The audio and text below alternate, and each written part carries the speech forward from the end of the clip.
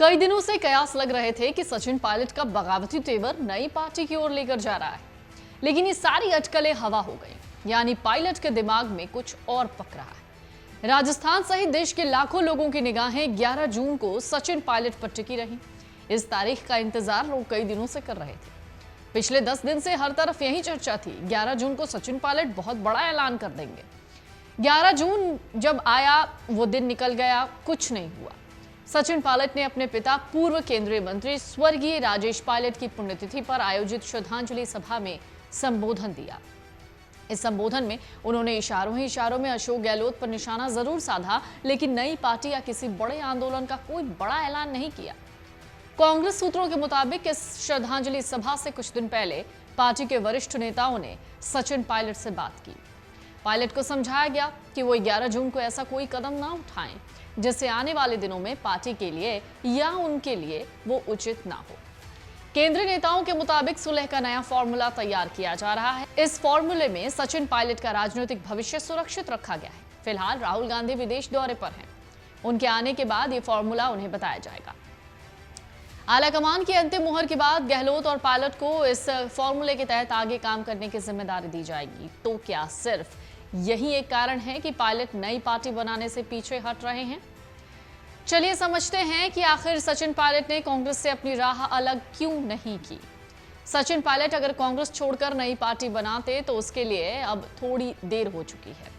विधानसभा चुनाव के लिए अब कम समय बचा है, लिहाजा ऐसे में नई पार्टी बनाना और उसका पूरा संगठन तैयार करना जाहिर है बहुत वक्त लगेगा। साथ ही चुनाव आयोग में नई पार्टी का आवेदन कर पूरी प्रक्रिया खत्म करने में एक लंबा वक्त लगता है। ऐसे में सचिन पायलट के लिए यह फैसला बहुत ज्यादा घातक साबित हो सकता है। एक और वजह, राजस्थान देश के गिने चुने राज्यों में से एक है जहां तीसरा मोर्चा सफल नहीं हो पाया, यानी बीजेपी और कांग्रेस के अलावा कोई बाकी पार्टी पिछले 35 सालों में कामयाब नहीं हो पाई। ऐसे में नई पार्टी बनाना सचिन पायलट के लिए एक बड़ा पॉलिटिकल डैमेज हो सकता था। सचिन पायलट को राजस्थान की सियासत में कदम रखे 25 से ज्यादा साल हो गए। इस दौरान पायलट केंद्र में मंत्री के साथ साथ राजस्थान प्रदेश कांग्रेस के अध्यक्ष रहे, साथ ही डिप्टी सीएम की भूमिका निभाई। सचिन पायलट के ज्यादातर समर्थक कांग्रेसी हैं। ऐसे में अगर सचिन पायलट नई पार्टी बनाते हैं तो उनके समर्थक उनसे छिटक सकते थे। ऐसे में नई पार्टी बनाना सचिन पायलट के लिए बहुत ज्यादा खतरनाक साबित हो सकता था, यानी एक बड़ा नुकसानदायक फैसला हो सकता था।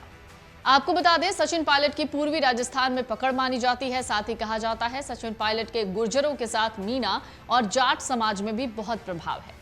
यही वोट बैंक कांग्रेस का भी माना जाता है। लिहाजा ऐसे में अगर पायलट नई पार्टी बनाते हैं तो पूर्वी राजस्थान में एक स्प्लिट देखने को मिलता, जिसका खामियाजा न सिर्फ कांग्रेस बल्कि सचिन पायलट पॉलिटिकल उनके करियर पर भी देखने को मिलता। मोदी और गहलोत को एक साथ निशाने पर लेते हुए सचिन पायलट ने बहुत सारी बातें कही। उन्होंने कहा, केंद्र की सरकार कहती है गरीबों की मदद करने से आर्थिक दिवालियापन होगा। मैं जिन नौजवानों के साथ धोखा हुआ उनकी मदद करने का कहता हूं तो कहते हैं मानसिक दिवालियापन हो जाएगा, लेकिन सच्चे मन से मदद के लिए हमारा दिल बड़ा होना चाहिए। मुख्यमंत्री गहलोत के बड़े चर्चित बयान पर सचिन पायलट ने वार करते हुए कहा था, किसी ने इस बात को बहुत खूब कहा कि हर गलती सजा मांगती है और हम आपस में कैसे भी संबंध रखें, लेकिन आज नहीं तो कल वो नीली छतरी वाला जरूर न्याय करेगा।